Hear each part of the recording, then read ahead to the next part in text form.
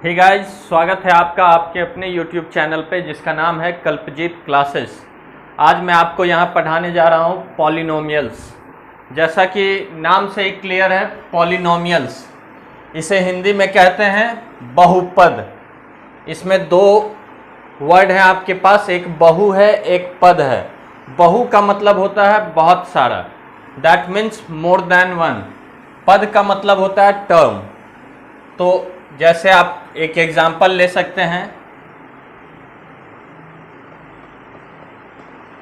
अब आप बोलोगे कि टर्म्स हम लोग पहचानेंगे कैसे, कौन कौन सा अलग अलग टर्म है।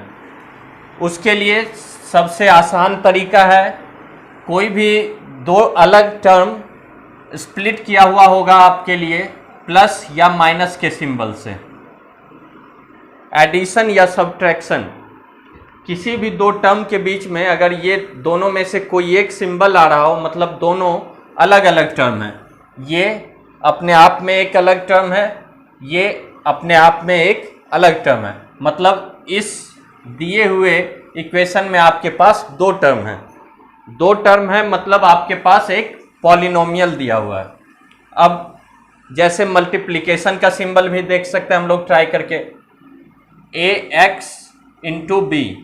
इसको हम लोग अलग अलग टर्म काउंट नहीं कर सकते क्योंकि ये इस तरह से भी लिखा जा सकता है, ax_b और abx।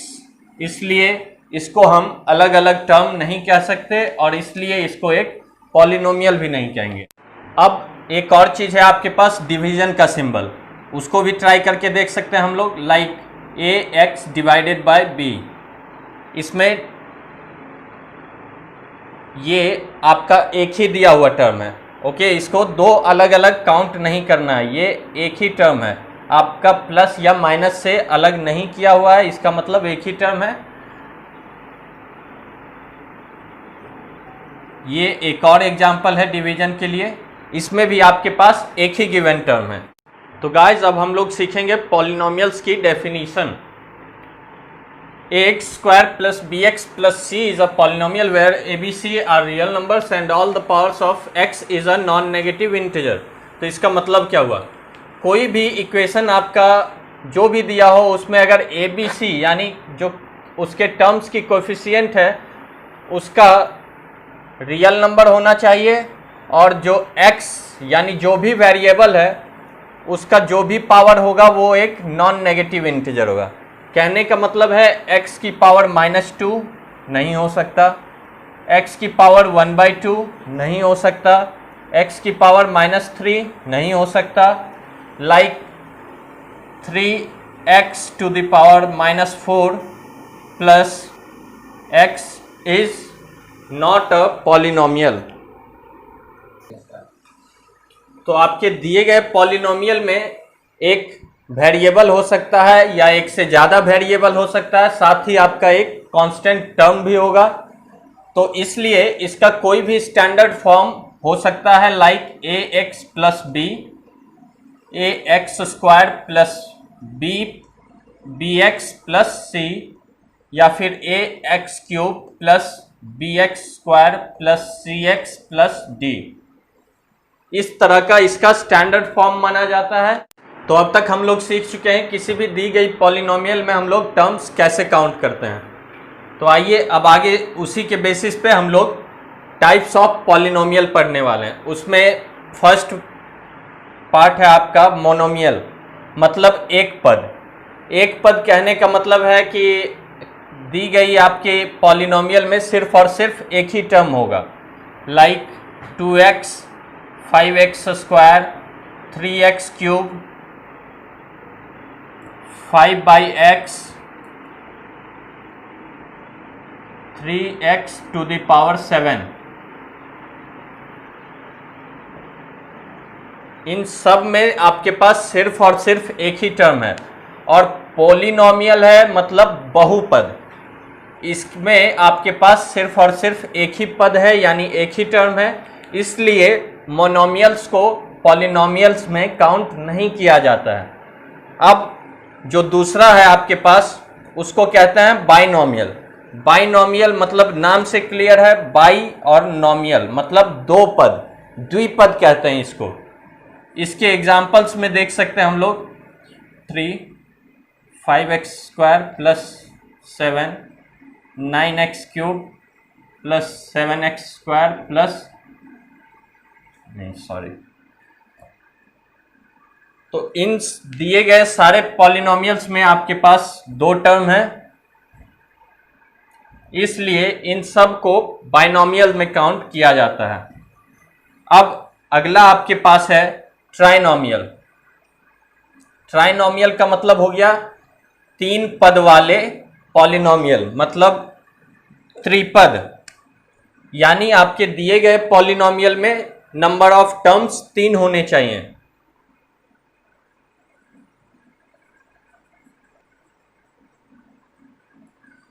काउंट कर सकते हैं 1, 2, 3, कुल 3 टर्म है इसमें।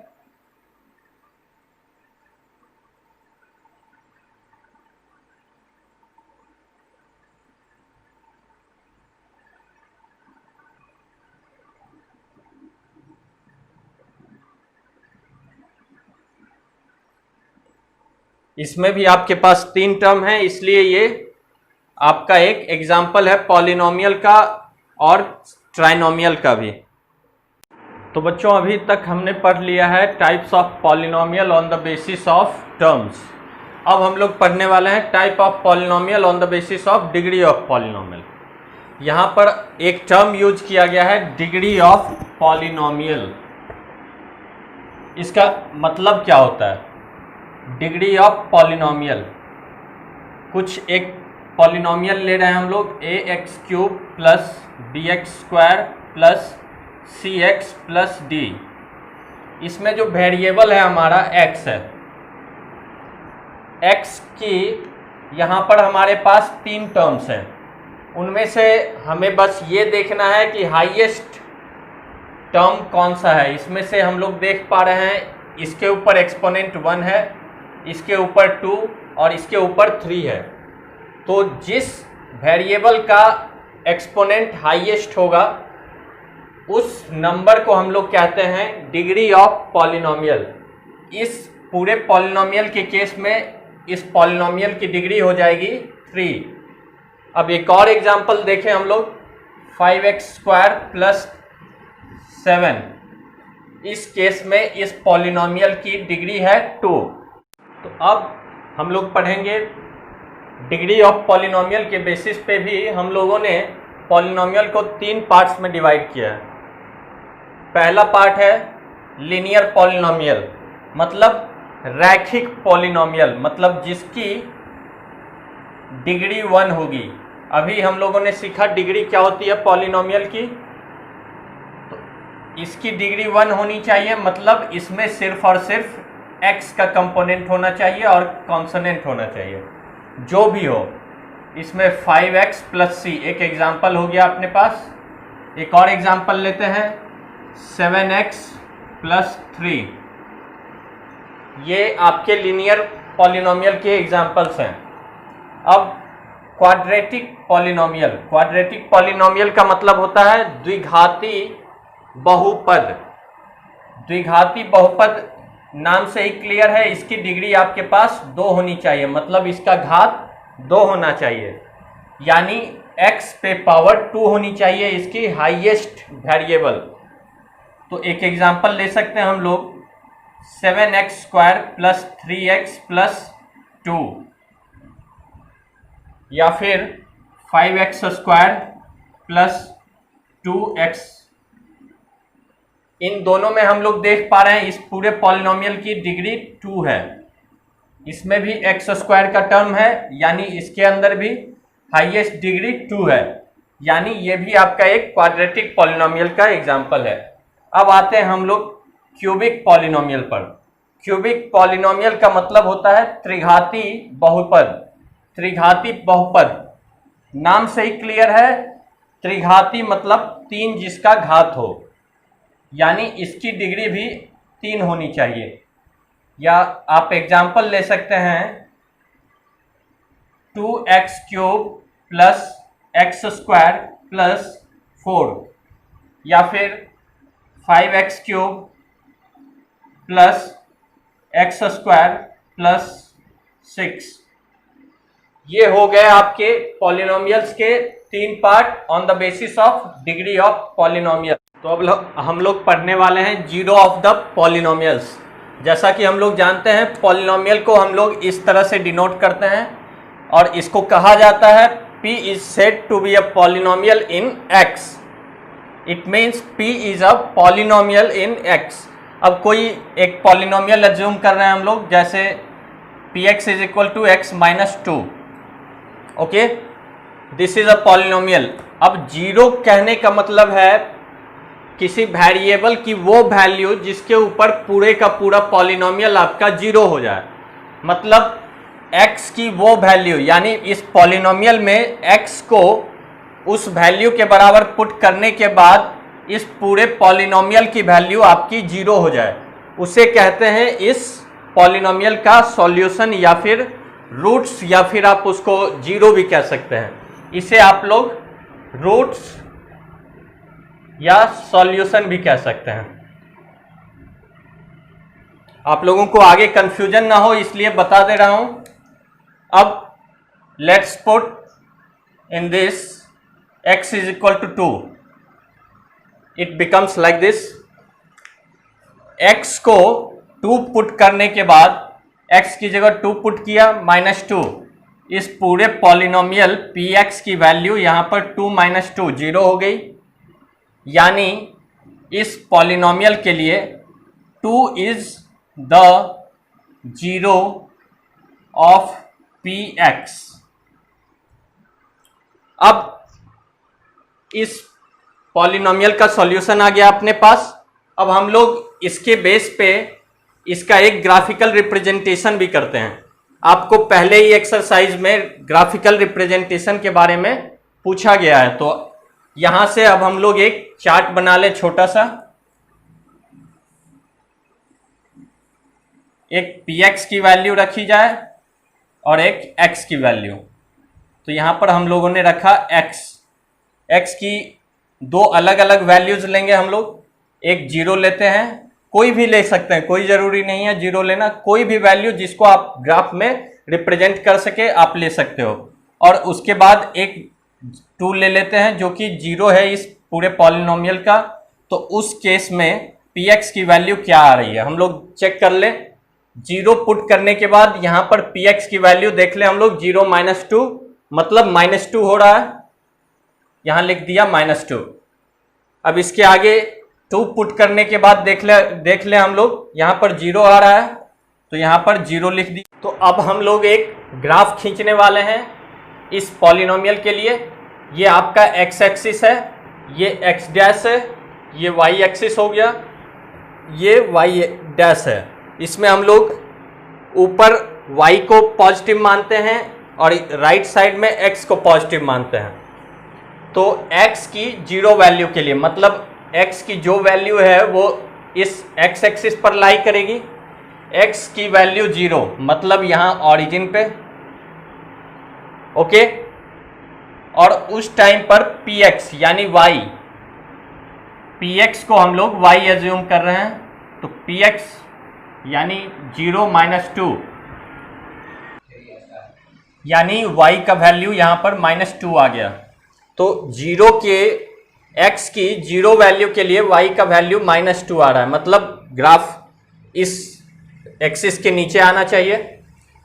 1 -1 -2, ये एक पॉइंट है जहां पर x की जीरो वैल्यू के लिए y की वैल्यू -2 आनी चाहिए।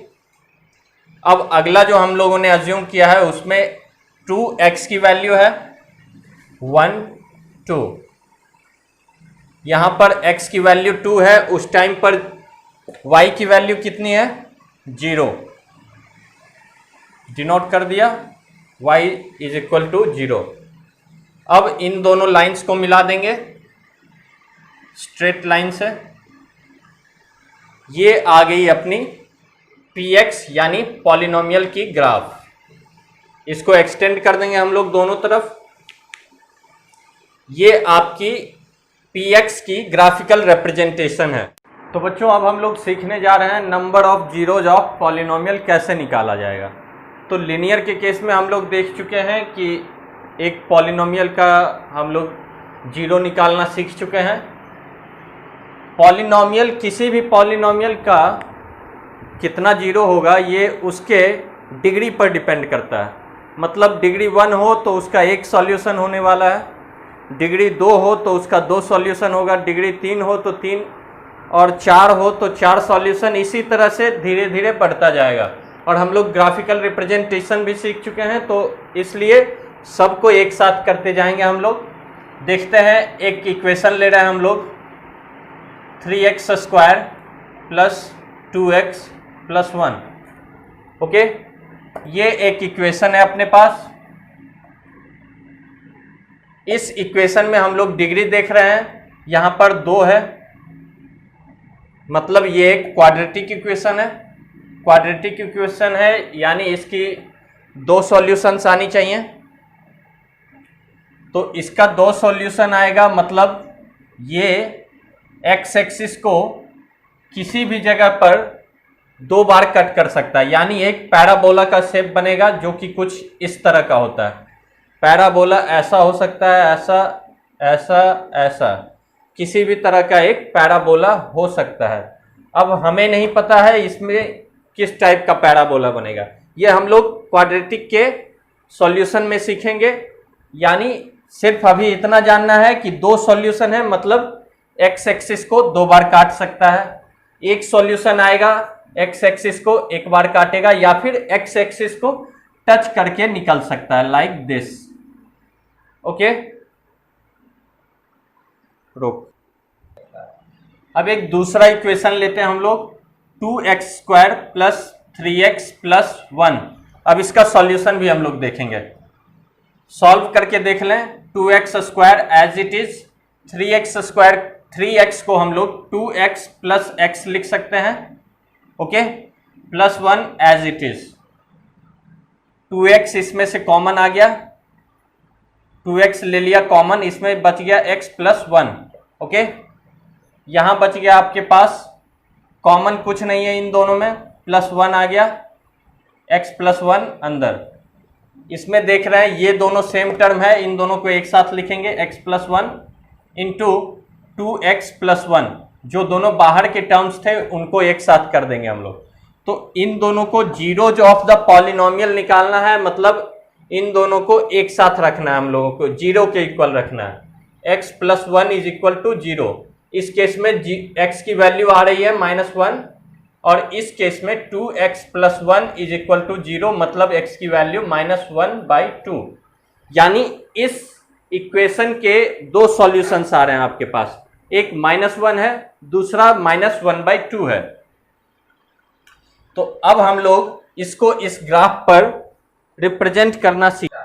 तो उसके लिए हम लोग एक रफ ग्राफ ड्रॉ करेंगे। पहले ये x एक्सिस हो गया, ये x डैश है, ये y एक्सिस है अपने पास, और ये y डैश है, मतलब इधर नेगेटिव वैल्यू आएगी। अब देखना हम लोगों को x की इस वैल्यू के लिए y का वैल्यू 0 होना चाहिए, x -1। x यहां पर 0 है, इधर बढ़ेंगे हम लोग तो माइनस जाएंगे, इधर आएंगे तो हम लोग प्लस में आएंगे। इधर आ रहे हैं मतलब -1, कहीं यहाँ -1, इस पॉइंट पर x की वैल्यू -1 है, और उसी पॉइंट पर y की वैल्यू कितनी आ रही है, 0। जीरोज ऑफ द पॉलिनोमियल है, मतलब y की वैल्यू 0 आने चाहिए। ओके, अब x की -1/2 वैल्यू के लिए y की वैल्यू अगेन 0 है।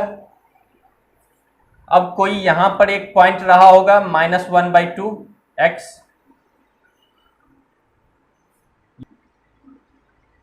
(2) है, ये -1 है। ओके, अब इस केस में अभी हम लोगों को पैराबोला नहीं पढ़ना है, इसलिए यहां पर 2 तरह के ग्राफ बनने के चांसेस हैं। जैसा कि हमने पढ़ा था कि क्वाड्रेटिक के केस में एक पैराबोला बनेगा, तो इस केस में हम लोगों के पास 2 तरह के सॉल्यूशन बनने के चांसेस हैं। एक अपवर्ड पैराबोला बन सकता है और एक डाउनवर्ड पैराबोला बन सकता है। अब यहाँ पर किस टाइप का बनेगा ये हम लोगों को यहाँ नहीं सीखना है, ये हम लोग आगे सीखेंगे। अब हम लोग देखेंगे क्यूबिक के केस में किस तरह का ग्राफ बनने जा रहा है। क्यूबिक इक्वेशन मतलब cubic polynomial ax cube plus bx square plus c। Okay, इस केस में आपके पास 3 तरह के सॉल्यूशंस हो सकते हैं, या फिर 3 रूट्स या 3 जीरोज हो सकते हैं। 3 जीरोज हैं मतलब उसको अगर ग्राफ पे शो करना हो तो हम लोग ऐसे करेंगे।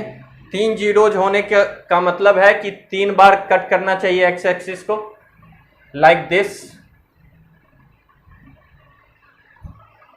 1 2 3 बार कट कर रहा है। अब जरूरी नहीं है कि हर बार 3 सॉल्यूशन ही आए इसके पास, कभी 2 भी आ सकता है, ऐसे ऐसे और फिर ऐसे भी निकल सकता है। ओके, इसी तरह क्वाड्रेटिक के केस में भी जरूरी नहीं है हर बार 2 सॉल्यूशन ही आए, कभी ऐसे भी निकल सकता है, कभी ये ऐसे भी जा सकता है। जरूरी नहीं है कि हर बार 2 सॉल्यूशन आए, कभी एक बार कट करके इस तरह का पैराबोला बना दे, कभी इस तरह का। इस केस में एक सॉल्यूशन आएगा और इस केस में या फिर इस केस में कोई सॉल्यूशन नहीं होगा क्वाड्रेटिक का। अब हम लोग पढ़ने जा रहे हैं relation between roots of the polynomial, मतलब उनके जो रूट्स आएंगे पॉलिनोमियल के, उनके बीच क्या रिलेशन ले सकते हैं हम लोग। जैसे लीनियर के केस में इसका स्टैंडर्ड फॉर्मेट होता है ax प्लस b। इसके पास सिर्फ और सिर्फ एक ही रूट आएगा, हम लोग जानते हैं, जिसे हम लोग अल्फा कह सकते हैं। कोई एक पैरामीटर मान लेंगे हम लोग अल्फा बीटा गामा के जैसे, तो अल्फा इज इक्वल टू इसके केस में आ जाएगा -b upon a, that is minus of the constant divided by coefficient of the variable. ये आ गया आपका लिनियर के केस में रिलेशन ऑफ रूट्स। अब क्वाड्रेटिक के केस में जैसा हम लोग जानते हैं इसका स्टैंडर्ड फॉर्मेट होता है ax square plus bx plus c।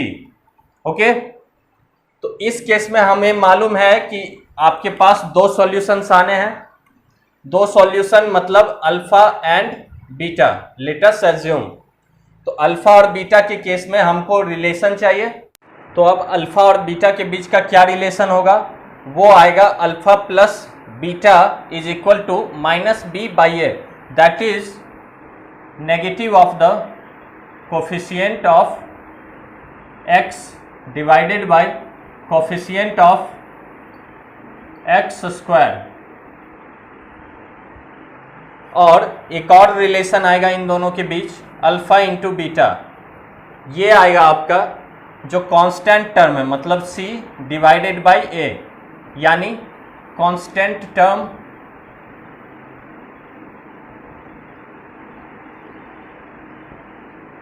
Divided by coefficient of x square.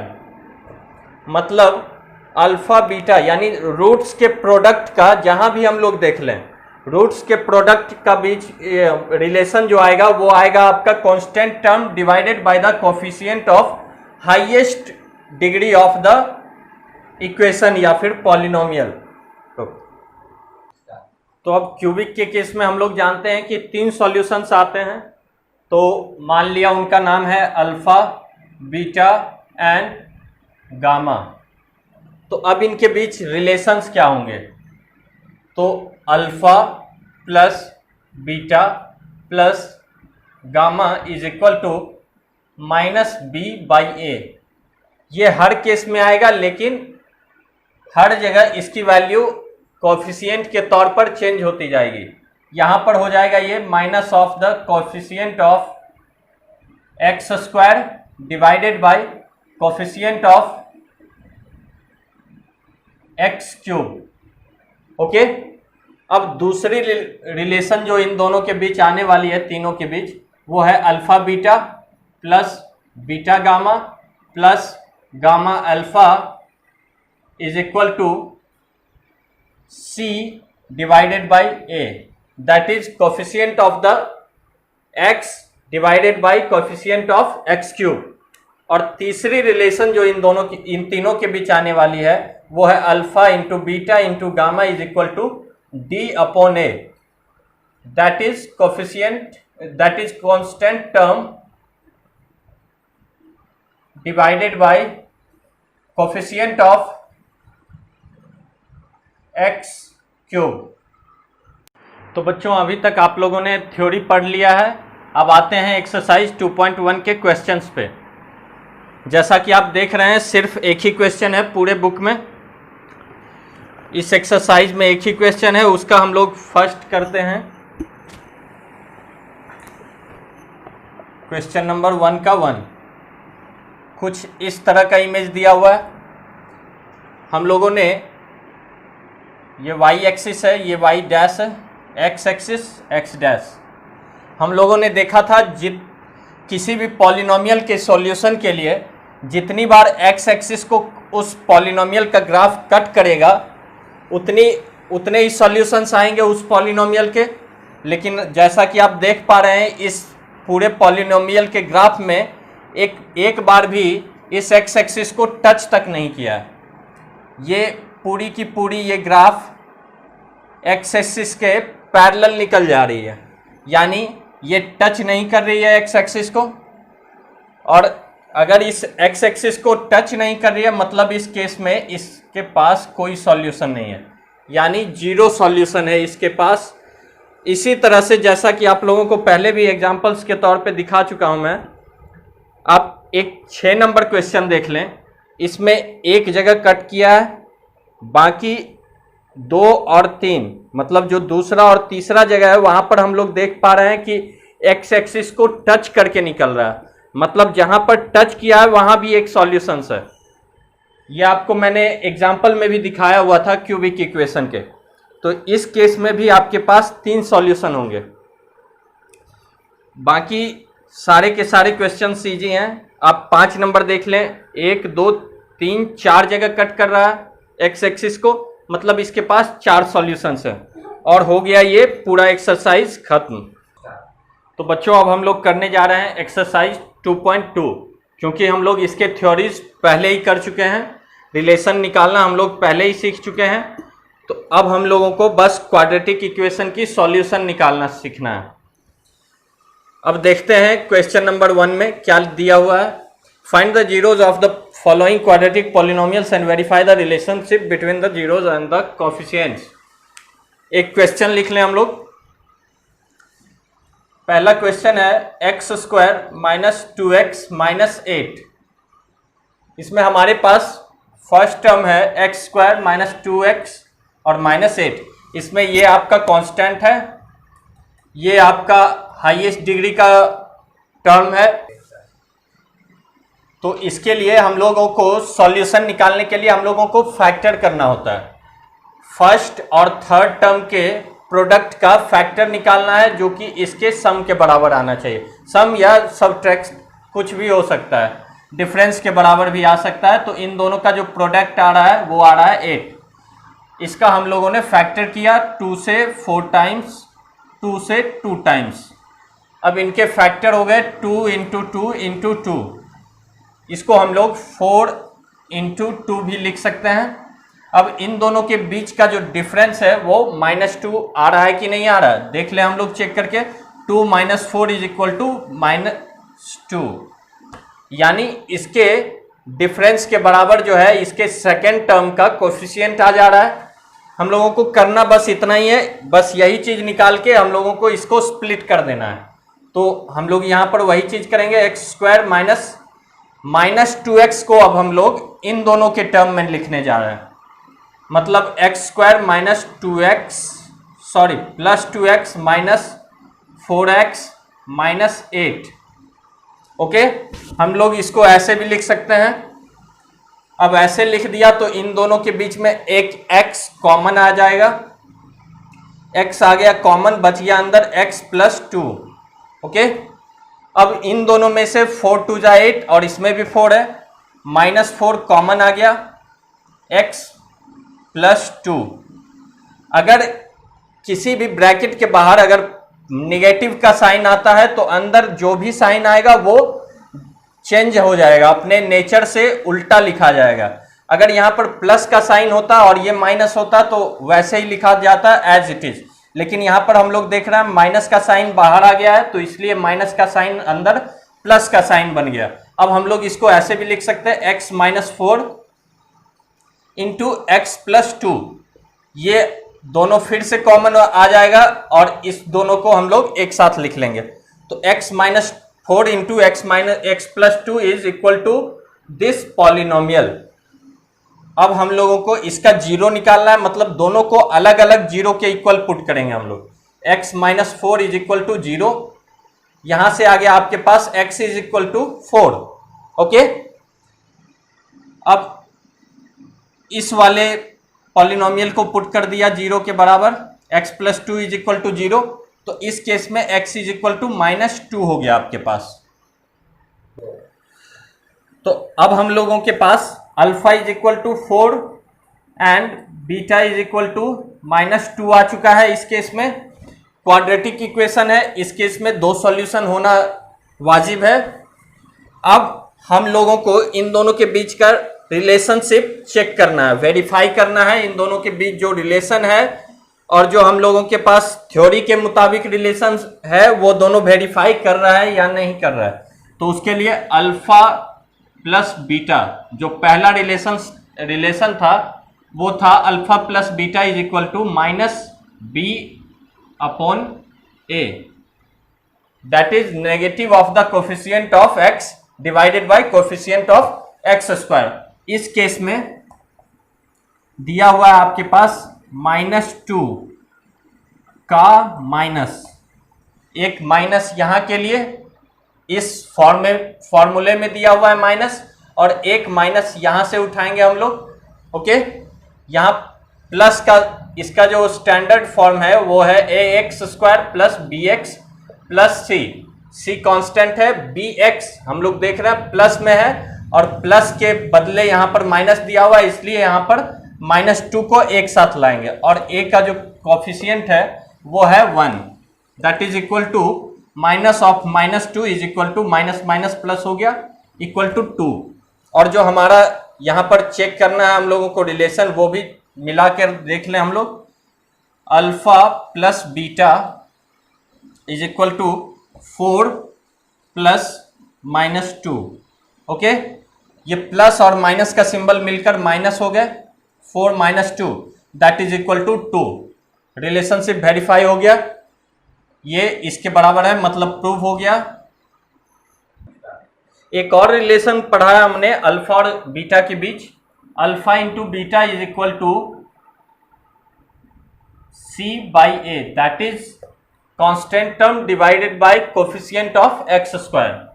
तो इस केस में आपके पास है -8 divided by 1 that is equal to -8।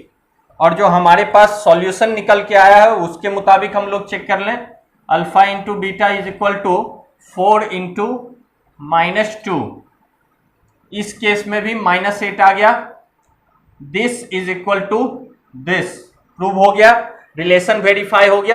तो अब हम लोग इस एक्सरसाइज का एक और क्वेश्चन सॉल्व करने जा रहे हैं, वो है 5वां क्वेश्चन, t² - 15। ये देखकर आप लोगों को घबराना नहीं है कि इसमें x का टर्म तो है नहीं, हम लोग फैक्टर किसका करने वाले हैं। इसको जो है हम लोग ऐसे भी लिख सकते हैं, थोड़ी सी ट्रिक है, 15 अंडर रूट का होल स्क्वायर। इसको ऐसे लिख सकते हैं क्योंकि हम लोग जानते हैं किसी भी अंडर रूट के टर्म का अगर स्क्वायर किया जाए तो उस अंडर रूट वाले नंबर से स्क्वायर रूट हट जाता है, तो उसी का हम लोगों ने यहाँ पे यूज किया है। तो अब ये आ गया आपका a² - b² के फॉर्म में। ओके, इसको हम लोग जैसे a + b into a - b लिखते आए हैं शुरू से ही, इसको भी लिखेंगे t plus under root 15 into t minus under root 15। Okay, तो अब हम लोगों को इसको जीरो के इक्वल पुट करना है। जीरो निकालने के लिए इसको जीरो पुट करेंगे, क्योंकि अगर कोई भी एक जीरो होगा तभी इसको जीरो से मल्टीप्लाई करेंगे और इस पूरे पॉलिनोमियल का वैल्यू जीरो आएगा। तो उसके लिए हम लोग पुट कर दिया t plus under root 15 is equal to zero, that is t is equal to minus of under root 15। Okay, एक सॉल्यूशन आपके पास ये आ गया। अब दूसरे सॉल्यूशन के लिए इसको पुट करेंगे जीरो के equal, t minus under root 15 is equal to zero. तो उसके बेस पे t is equal to under root 15 हो गया। ओके, अब एक solution alpha is equal to alpha is equal to minus of under root 15 आ गया and beta is equal to आ गया अंडर रूट 15। अब हम लोगों को इन दोनों के बीच का रिलेशनशिप वेरीफाई करना है। उसके लिए अल्फा प्लस बीटा जो पॉलिनोमियल में से निकाला है हम लोगों ने, उसके लिए आपके पास जो सेकेंड टर्म होता है, मतलब जो x का टर्म होता है, उसका कोएफिशिएंट का नेगेटिव चाहिए, माइनस लिया। इसमें देख रहे हैं हम लोग t का कोई टर्म नहीं है, इसका जो हाईएस्ट डिग्री है t स्क्वायर है, मतलब सेकेंड हाईएस्ट जो होना चाहिए वो होना चाहिए था t का टर्म। लेकिन हम लोग देख पा रहे हैं इस पूरे पॉलिनोमियल में आपके पास t का कोई टर्म नहीं दिया हुआ है, इसलिए यहां पर जीरो हो गया। t की कोएफिशिएंट इस केस में जीरो है, डिवाइडेड अपॉन ये t स्क्वायर का जो कोएफिशिएंट है यहां पर कुछ दिया हुआ नहीं है, मतलब 1 है। अब यहां से 1 से किसी भी जीरो वाले नंबर को डिवाइड कर रहे हैं तो जो कोसेंट आएगा वो भी जीरो आएगा, यानी alpha plus beta is equal to zero. अब जो हम लोगों के पास सॉल्यूशन निकल कर आया है उससे वेरीफाई कर लें। Alpha plus beta is equal to minus of under root 15 plus under root 15। Okay, दोनों सेम नंबर है, कट गए, यहां से भी जीरो, वेरीफाई हो गया रिलेशन। अब जो हमारे पास एक अगला रिलेशन है वो है अल्फा इंटू बीटा का। फ्रॉम द गिवन क्वेश्चन जो आपके पास रिलेशन है वो है c बाई ए का, उसके बराबर देख ले, जो कांस्टेंट है वो है हमारे पास minus of 15। Okay, minus 15 divided by 1 मतलब हो गया माइनस 15। अब जो हमारे पास सॉल्यूशन निकल कर आया है उससे निकाले हम लोग अल्फा बीटा, आ गया minus of under root 15 into under root 15। अभी बताया गया था कि जो भी आपका अंडर रूट वाला नंबर है उसका स्क्वायर करने पे स्क्वायर रूट हट जाएगा, वही करेंगे हम लोग। माइनस बाहर है, इससे इसको कोई लेना देना नहीं है, इसके ऊपर से स्क्वायर हट गया, माइनस 15 बच गया। वही आपका यहां से भी रिलेशन आ रहा है, यानी इन दोनों का रिलेशनशिप वेरीफाई हो गया। ये क्वेश्चन अब आप लोग इसी तरह से कर लेंगे, बाकी बहुत इजी क्वेश्चंस है, इसको आप लोग पहला क्वेश्चन कर लीजिए। बाकी अब दूसरा क्वेश्चन का कुछ एक पार्ट बता दे रहा हूं, उसको भी जाके पूरे का पूरा एक्सरसाइज कर लीजिएगा, बहुत इजी क्वेश्चन है। तो गाइज अब हम लोग आते हैं क्वेश्चन नंबर 2 पर। बुक में आप देख सकते हैं क्वेश्चन दिया हुआ, find a quadratic polynomial each with the given numbers as the sum and product of its zeros respectively. मतलब ये जो नंबर्स आपको दिए गए हैं क्वेश्चन में, ये आपके पॉलिनोमियल के रूट्स के सम और प्रोडक्ट दिए हुए हैं। पहले सम और बाद में प्रोडक्ट लिखा हुआ है, मतलब जो पहला नंबर है वो रूट्स का सम है और जो बाद में लिखा हुआ है वो प्रोडक्ट है। तो क्वेश्चन नंबर 1 सॉल्व करके देखते हैं। इसमें ये आपका alpha plus beta is equal to 1/4 दे रखा है और alpha into beta is equal to -1 दे रखा है। ओके, अब हम लोगों को देखना है ये जो हमारे पास रिलेशन था वो था -b/a का, क्वाड्रेटिक है इसलिए इसमें जो -b है वो x का कोफिशिएंट होगा और जो a है वो x स्क्वायर का कोफिशिएंट होगा। मतलब -b इज इक्वल टू 1 है तो इसलिए b इज इक्वल टू -1 हो जाएगा। इसको इससे कंपेयर कर रहे हैं तो -b इज इक्वल टू 1 आ रहा है, इसलिए b को -1 के इक्वल लिख सकते हैं, कोई दिक्कत नहीं। अब आते हैं हम लोग a के केस में। a को कंपेयर किया इससे तो यहां पर a इज इक्वल टू 4 आ गया, मतलब आपका जो एक्स स्क्वायर का कोफिशिएंट है वो 4 है और जो x का कोफिशिएंट है वो 1 है, -1। ओके, अब इसको कंपेयर किया, प्रोडक्ट को आपका होता है c by a is equal to -1 आ रहा है, नीचे भी -1 हो, यहां से हम लोग देख चुके हैं 4 आ रहा है a को यहां पर 4 पुट कर दिया। ओके, अब हम लोगों के पास a को 4 पुट करना है, मतलब c by a is equal to -1। Okay, तो c is equal to -a लिख सकते हैं इसको, ये उधर जाके मल्टीप्लाई हो गया। अब a को a के जगह पुट कर देंगे 4, c is equal to -a मतलब -4। ओके, तो c का वैल्यू आ गया -4, a is equal to 4, b is equal to -1, c is equal to -4। Okay, अब इसके तौर पे हम लोग एक क्वाड्रेटिक बना लेंगे। इसका जो स्टैंडर्ड फॉर्मेट होता है क्वाड्रेटिक का, ax² plus bx plus c, उसमें a और b और c का वैल्यू पुट कर देंगे। आगे आपका polynomial px is equal to 4x² minus x minus 4, plus क्यों नहीं लिखा, प्लस लिखते प्लस c ही लिखेंगे, लेकिन -4 और प्लस मिलके आपका -4 हो जाएगा, यानी ये आपका आंसर हो गया बनता। तो अब हम लोग क्वेश्चन नंबर 2 का एक और पार्ट देख लें, जिसमें 0 जो दिया हुआ है आपका सम ऑफ द प्रोडक्ट है और √5 जो है आपका प्रोडक्ट ऑफ द रूट्स है, मतलब अल्फा इंटू बीटा।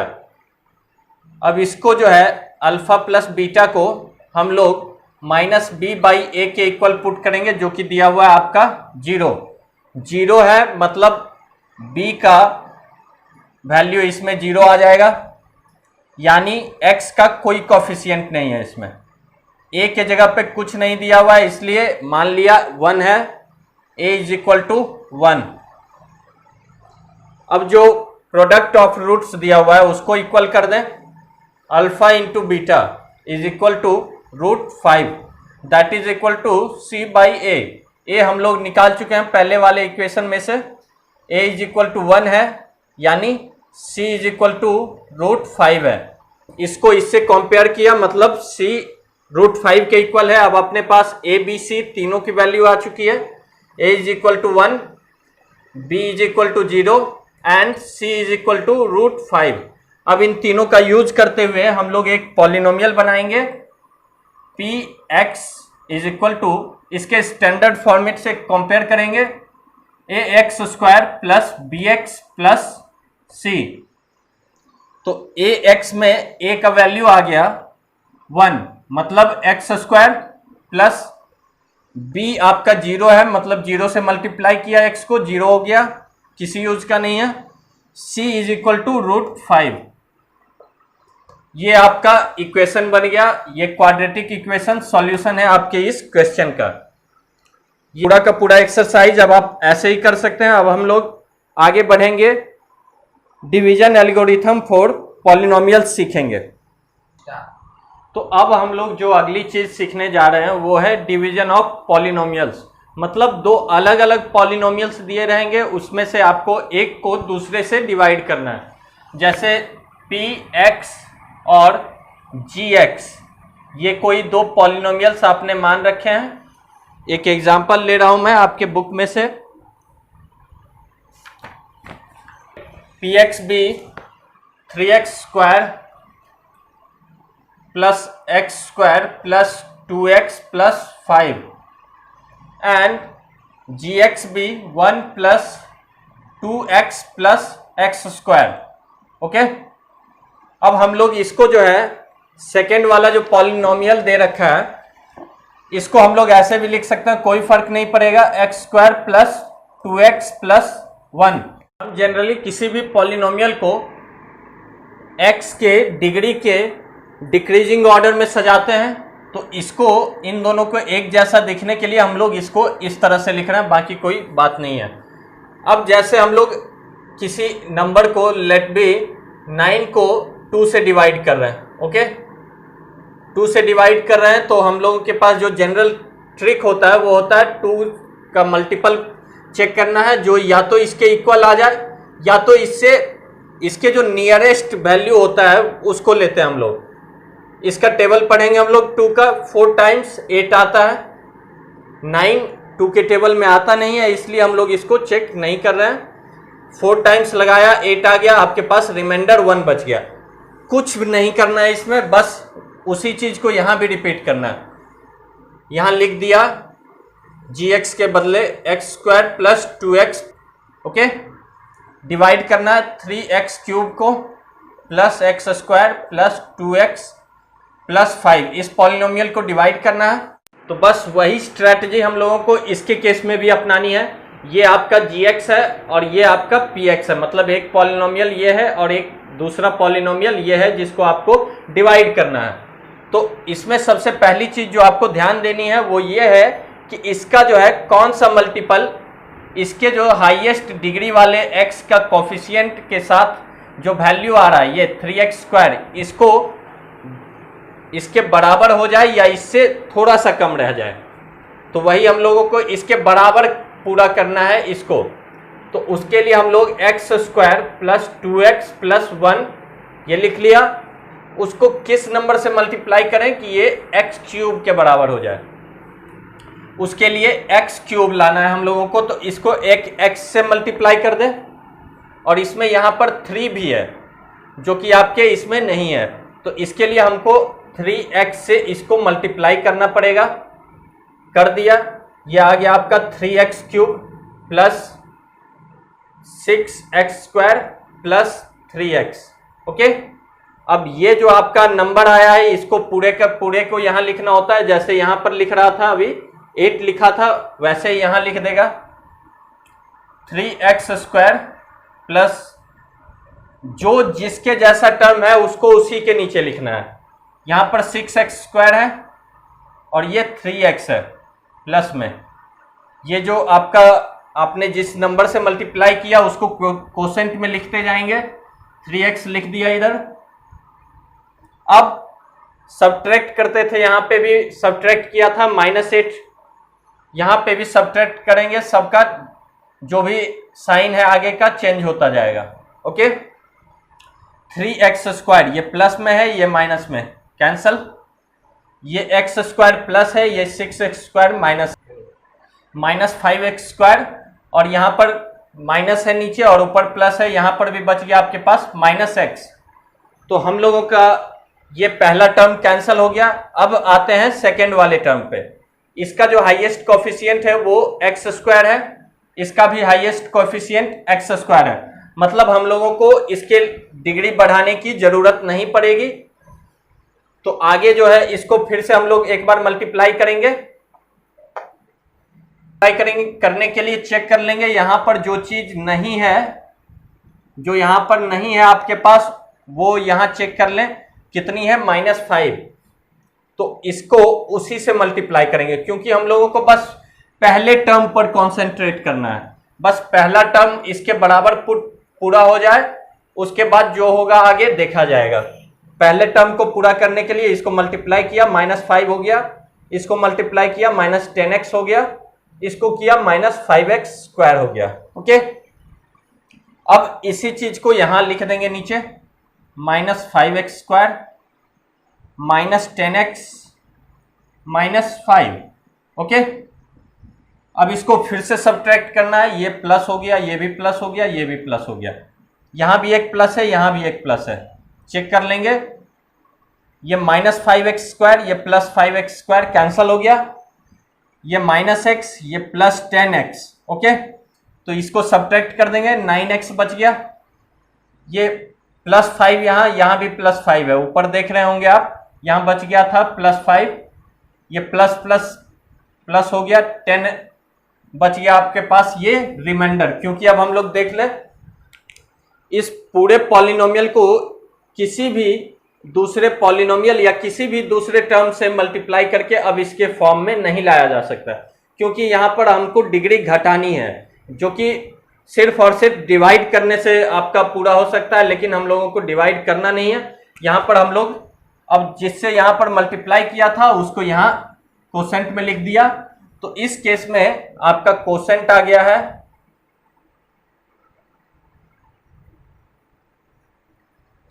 कोसेंट आ गया 3x माइनस 5, रिमाइंडर आ गया 9x प्लस 10।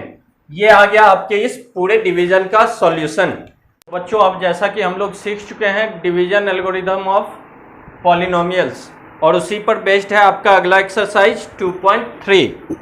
तो आइए हम लोग शुरू करते हैं एक्सरसाइज 2.3। कुछ क्वेश्चंस उसके करते जाएंगे और पूरा एक्सरसाइज खत्म हो जाएगा। करते हैं पहले क्वेश्चन का सेकंड पार्ट। दे रखा है आपका ये, और QGX दे रखा है ये। पूरा क्वेश्चन पढ़ लें एक बार। Divide the polynomial PX by the polynomial GX and find the quotient and remainder in each of the following. Divide करने के बाद हम लोगों को कोसेंट और रिमाइंडर लिखना है। तो शुरू करते हैं डिवीजन।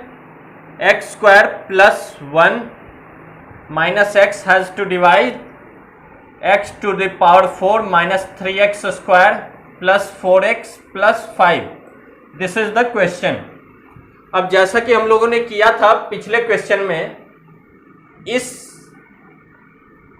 इस टर्म को किससे मल्टीप्लाई किया जाए कि इस टर्म के इक्वल आ जाए। दिए गए क्वेश्चन में से जो पहला टर्म है वो है x की पावर 4। यहां पर कुछ भी दिया हो उसके बराबर आपको इसके बराबर करना है। ट्राई करते हैं x squared plus 1 minus x, इसको हम लोग एक्स स्क्वायर से मल्टीप्लाई कर देंगे तो हो जाएगा इसके बराबर, क्योंकि एक्स का जो भी एक्सपोनेंट होगा मल्टीप्लाई करने के बाद प्लस हो जाता है, ऐड हो जाता है। ये हम लोग पिछले क्लास में एक्सपोनेंट एंड सर्ड्स में पढ़ चुके हैं।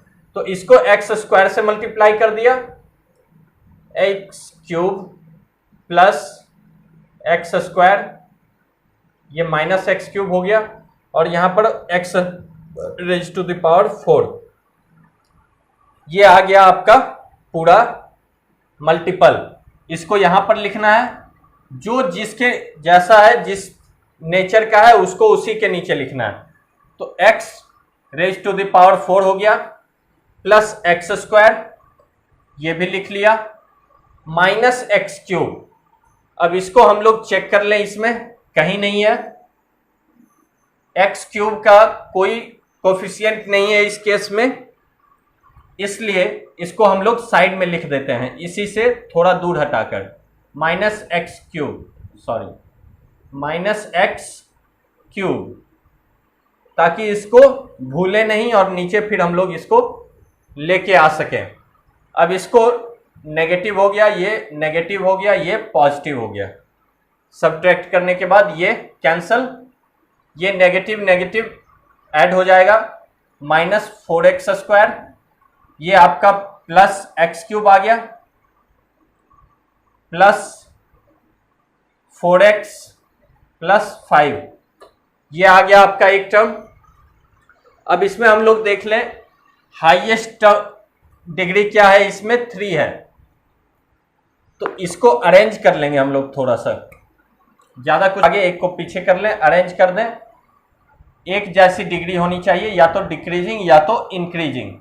ओके, तो यहां पर था हम लोगों के पास एक्स क्यूब प्लस में और माइनस 4x स्क्वायर, यही चीज थी, कोई डिफरेंस नहीं है दोनों में। अब इसको जो है मल्टीप्लाई करके इसके बराबर लाना है, मतलब एक्स स्क्वायर है, यहां पर एक्स क्यूब है, एक्स से मल्टीप्लाई करना है, कोफिशिएंट सेम है दोनों का, इसलिए ज्यादा कुछ नहीं करना है।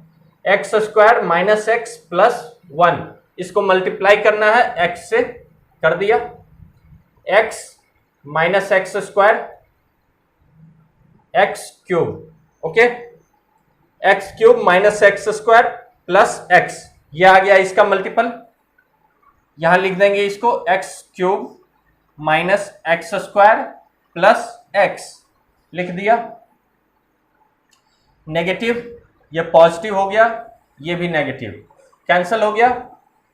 4x² ये नेगेटिव है, ये पॉजिटिव है, तो बच गया आपके पास 3x² नेगेटिव में। ओके, यहाँ पर +4 है, यहाँ पर -4 है, तो ये बच गया आपका +3x और ये +5। यहाँ पर जिससे हम लोग मल्टीप्लाई कर रहे थे उसको कोसेंट में लिखते जाएंगे, तो x² + x, इन दोनों से हम लोग मल्टीप्लाई कर चुके हैं इस डिवाइडेंड को।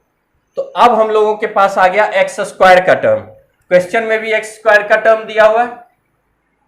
अब इन दोनों के कोफिशिएंट को चेक कर लिया, इसके पास 1 कोफिशिएंट है, इसके पास -3 है, तो हम लोगों के पास दोनों का बराबर कोफिशिएंट नहीं है, इसलिए इसको एक बार -3 से मल्टीप्लाई करेंगे तो दोनों बराबर हो जाएगा। सिर्फ पहले टर्म को ध्यान में रखते हुए मल्टीप्लाई करना है। ओके, कर देंगे अब हम लोग x² - x + 1, इसको मल्टीप्लाई किया -3 से, ये आ गया -3, ये हो जाएगा +3x और ये आ गया आपका -3x² आ गया। इसको अब पूरा का पूरा यहां लिख देंगे हम लोग, -3x - 3। ओके, अब सब्ट्रैक्ट कर दिया, ये प्लस हो गया, ये माइनस हो गया, ये प्लस हो गया, ये कैंसल, ये भी सेम है कैंसल, ये प्लस प्लस हो गया, तो मतलब दोनों को ऐड कर दिया, ये 8, ये आ गया आपका रिमाइंडर। तो इस केस में जो है कोसेंट आ गया, कोसेंट मतलब भागफल, भागफल आ गया आपका x² + 1 - 3, x² + x - 3, यहां पर लास्ट में मल्टीप्लाई किया था -3 से, और रिमाइंडर आ गया आपके पास। और अब रिमाइंडर हो गया आपका जो लास्ट में बच गया, जो कि इसके कोफिशिएंट से कम वाला, इसका अगर x का कोफिशिएंट आ गया तो मतलब वो आपका रिमाइंडर हो गया।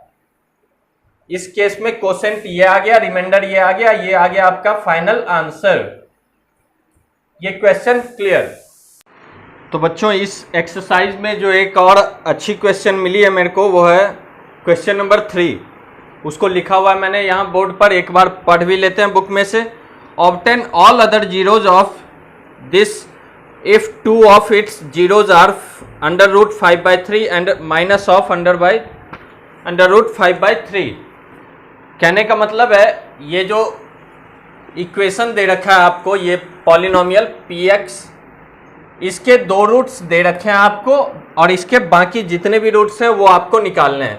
अब हम लोगों ने एक बार इस पे नज़र डाला, इसके हाईएस्ट डिग्री पर, जो कि आपके पास 4 है, ये 4 आपका हाईएस्ट डिग्री है इस पॉलिनोमियल के केस में। मतलब हमने शुरू में ही पढ़ा था, जितना हाईएस्ट डिग्री होगा उससे ज़्यादा मैक्सिमम सॉल्यूशन नहीं मिल सकता आपके किसी भी पॉलिनोमियल के लिए। अब इसमें हाईएस्ट डिग्री 4 है, मतलब इसका 4 आना चाहिए सॉल्यूशन। अगर 2 दे रखा है मतलब बाकी के 2 हमको निकालने हैं। अब शुरू से ही हम लोग पढ़ते आ रहे हैं, ये जो रूट्स होते हैं अलग अलग, ये कैसे निकलते हैं, x + √5/3 करके, इनको हमने 0 के इक्वल पुट किया होगा। एक और x - √5/3, इनको हमने 0 के इक्वल पुट किया होगा, तभी तो हमारा ये इक्वेशन से सॉल्व होके ये आपका रूट आया होगा। इसको सॉल्व करने से इसको हमने 0 के इक्वल पुट किया तो आपका ये निकल के आ गया, इसको 0 के इक्वल पुट किया तो आपका ये निकल के आ गया। ऐसे ही तो आया होगा ये सॉल्यूशन। तो अब हम लोगों के पास ये एक सॉल्यूशन आ गया है, ये एक पार्ट है इस पूरे इक्वेशन का, एक फैक्टर है इस इक्वेशन का।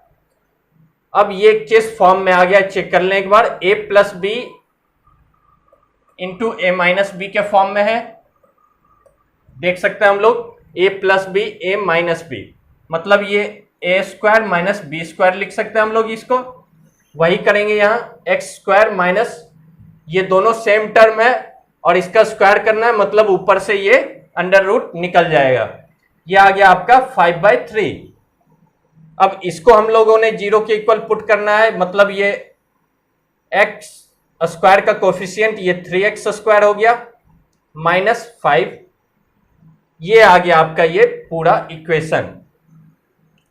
अब ये जो है ये इसका एक फैक्टर रहा होगा, तभी आपका ये 4 मल्टीपल्स आए होंगे, तब तो 4 इसके फैक्टर आएंगे।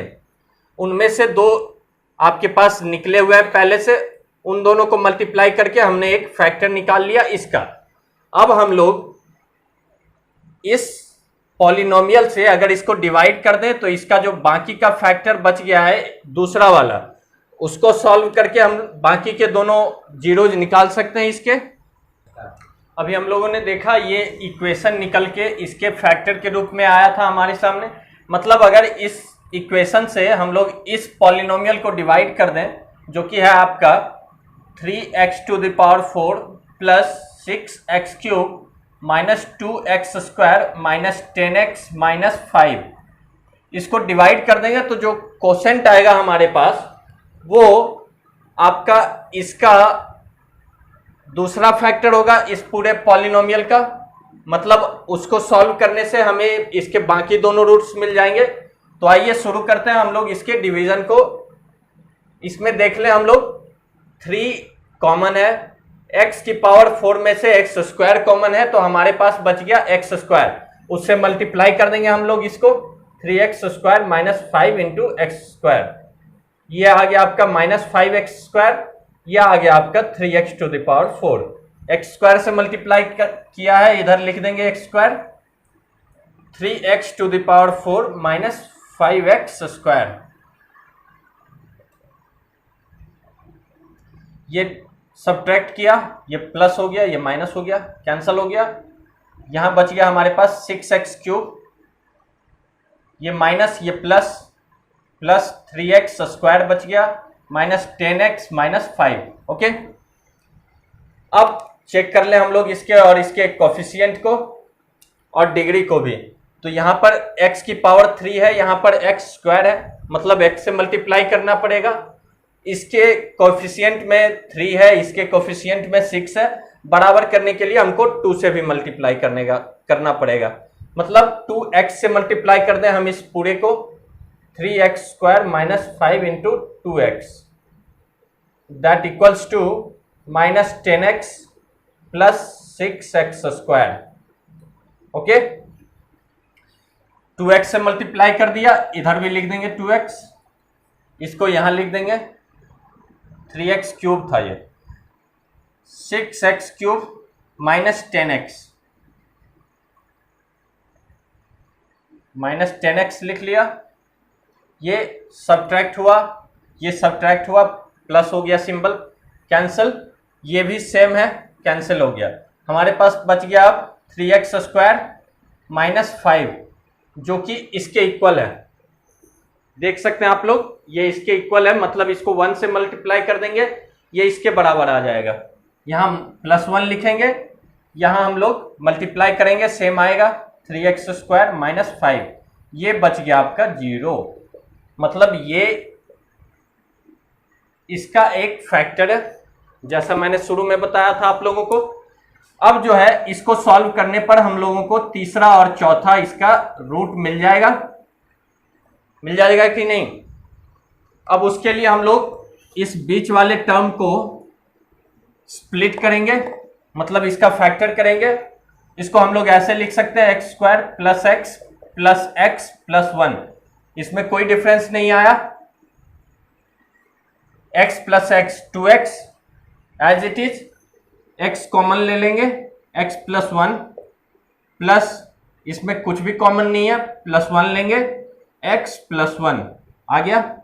मतलब ये आ गया आपका x plus 1 into x plus 1। इसको अब 0 पुट करना है, तभी तो हमारे पास इसका सॉल्यूशन निकल के आएगा। उसके लिए x प्लस 1 को 0 पुट किया, इस वाले को भी 0 पुट किया, यहां से x इज इक्वल टू -1 आ गया, यहां से भी x इज इक्वल टू -1 आ गया। मतलब x is equal to -1 is the third solution of this polynomial. तो दोस्तों आपका ये पूरा चैप्टर ख़त्म हो चुका है। उम्मीद करते हैं आपको कोई प्रॉब्लम नहीं होगी इस पूरे चैप्टर के क्वेश्चंस में। अगर कहीं कोई क्वेरी हो तो आप कमेंट सेक्शन में पूछ सकते हैं। तब तक के लिए अगर आपको वीडियो हेल्पफुल लगी हो तो लाइक और सब्सक्राइब जरूर करें, अपने दोस्तों के साथ शेयर करें। तब तक के लिए bye, thank you for watching.